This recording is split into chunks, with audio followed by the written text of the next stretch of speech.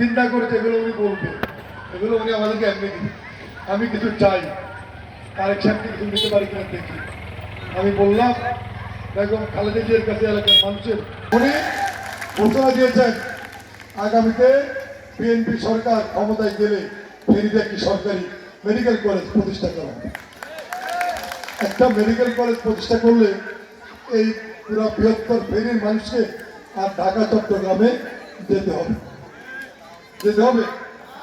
বড় বড় doctor professor আমাদের এখানে চাকরি করবে, উন্নত মানের যন্ত্রপাতি আসবে, ওষুধ থাকবে, সেবা থাকবে। তাহলে স্বাস্থ্য সেবা নিয়ে আমাদের চিন্তা করতে হবে। সময় দিয়েছি, আমরা মন্ত্রণালয়ে যোগাযোগ করেছি যাতে অতি দ্রুত আমাদের এলাকার রাস্তাগুলো হয়। আমরা দ্রুত টেন্ডারের ব্যবস্থা করেছি, এগুলো কাজ হবে। আর যা হবে না, আমরা ক্ষমতা আসার পর পরিচ্ছন্ন, মাদক মুক্ত, সন্ত্রাস মুক্ত একটি এলাকা হিসেবে আপনাদেরকে ইনশাল্লাহ উপহার দেব। আপনারা 12 তারিখ ইনশাল্লাহ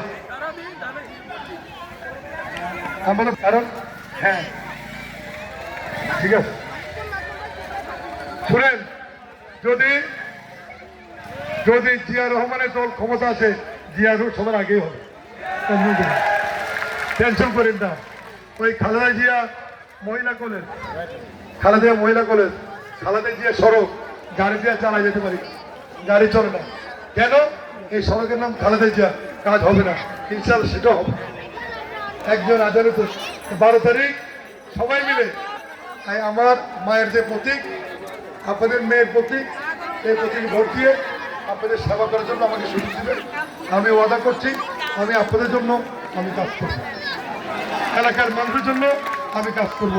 আর যারা ধর্ম নিয়ে খেলাধুলা করছে, মিথ্যা কথা বলে, তাদেরকে ভোট দিলে বেঁচতে যাবেন এগুলো বলে, এরা মিথ্যুক ধর্ম ব্যবসায়ী, এদের পাশে থাকবেন না, এদেরকে প্রতিহত করুন, নামাজ রোজা হজ জাকাত ছাড়া কেউ বেঁচতে যেতে পারে না।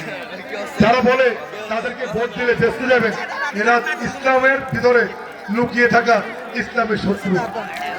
এদের ইনশাল্লাহ নির্বাচনের পরে আবার আসবো, কথা বলবো, আবার আপনাদের সাথে ইনশাল্লাহ একসাথে কাজ করবো। আসসালামু আলাইকুম ওয়া রাহমাতুল্লাহি। আমাদের গত প্রোগ্রাম